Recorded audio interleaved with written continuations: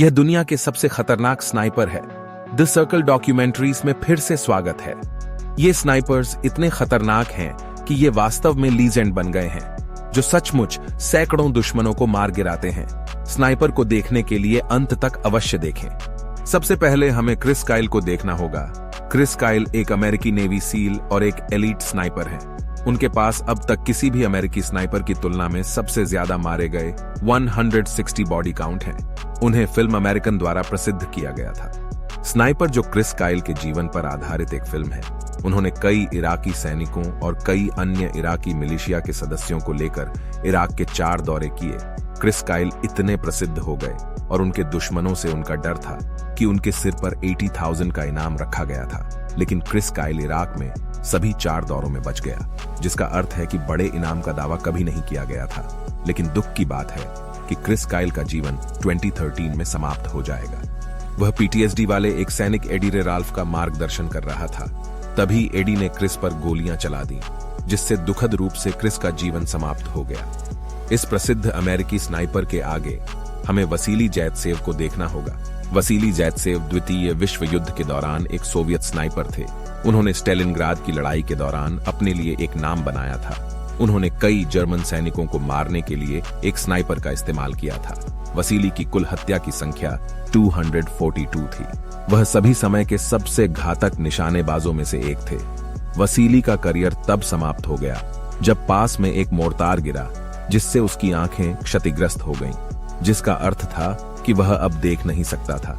लेकिन तब से वह एक सोवियत स्नाइपर लीजेंड के रूप में जाना जाता है, जिसे हीरो की उपाधि से सम्मानित किया गया है।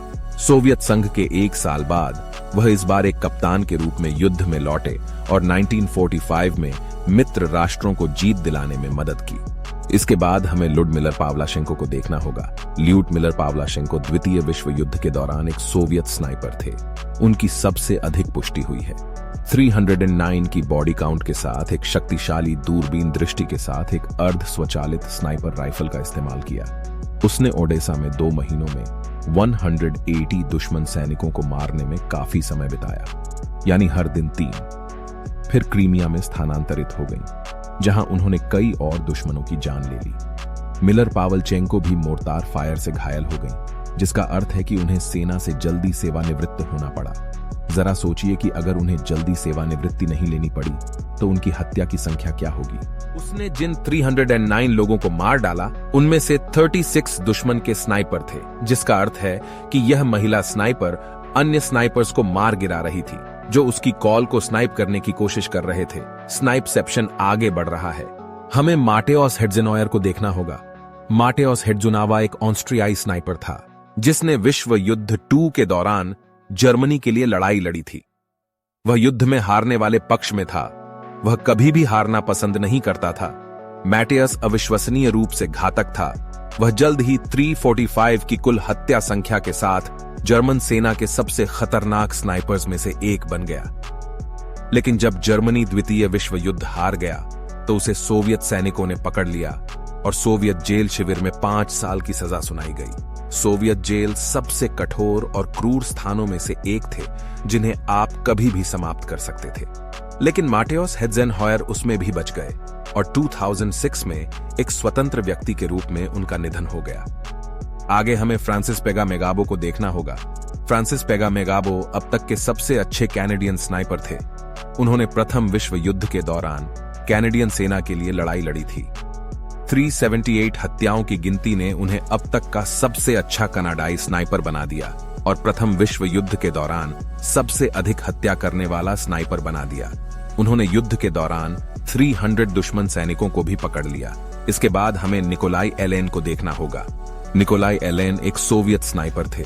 द्वितीय विश्व युद्ध के दौरान जब उन्हें अपना पहला सम्मान मिला, तब तक वे 296 दुश्मन सैनिकों को मार चुके थे और केवल 2 साल के युद्ध के बाद 4 अगस्त 1943 को उनके शवों की संख्या 494 थी। निकोलाई कार्रवाई में मारे गए थे। उन्हें सोवियत संघ का नायक दिया गया था। लेकिन दुख की बात है कि सोवियत संघ और मित्र राष्ट्रों को द्वितीय विश्व युद्ध जीतते हुए नहीं देख पाए। आइए इवान सेडारेंका पर नजर डालते हैं। इवान सेडारेंका द्वितीय विश्व युद्ध के दौरान एक सोवियत स्नाइपर थे। उन्होंने वास्तव में एक स्नाइपर के रूप में युद्ध शुरू नहीं किया था, लेकिन खुद को प्रशिक्षित किया कि कैसे स्नाइपर राइफल का उपयोग कैसे करें, और वो सोवियत संघ के सबसे कुशल स्नाइपरों में से एक बन गए। बाद में उन्होंने स्नाइपर इकाइयों का नेतृत्व किया। कुल मिलाकर उनके शरीर की संख्या 500 थी।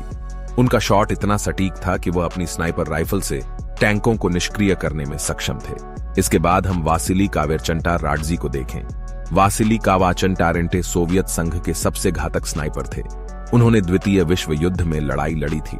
उन्होंने अकेले ही सोवियत बस्ती पर जर्मन हमले को रोक दिया था और उनकी हत्या की संख्या 534 थी।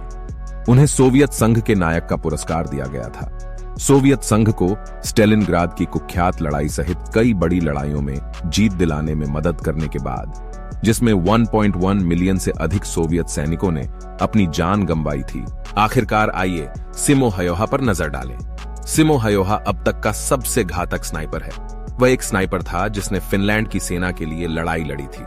उनका उपनाम व्हाइट डेथ था। वह सफेद छलावरण और एक सफेद मुखौटा के साथ बर्फ में लेट जाते थे और बिना सोचे समझे सोवियत सैनिकों पर कटाक्ष करते थे। उनके शरीर की गिनती 542 थी, जो किसी भी स्नाइपर के लिए अब तक का सबसे बड़ा रिकॉर्ड था। व्हाइट डेथ ने सोवियत सैनिकों को भयभीत कर दिया था।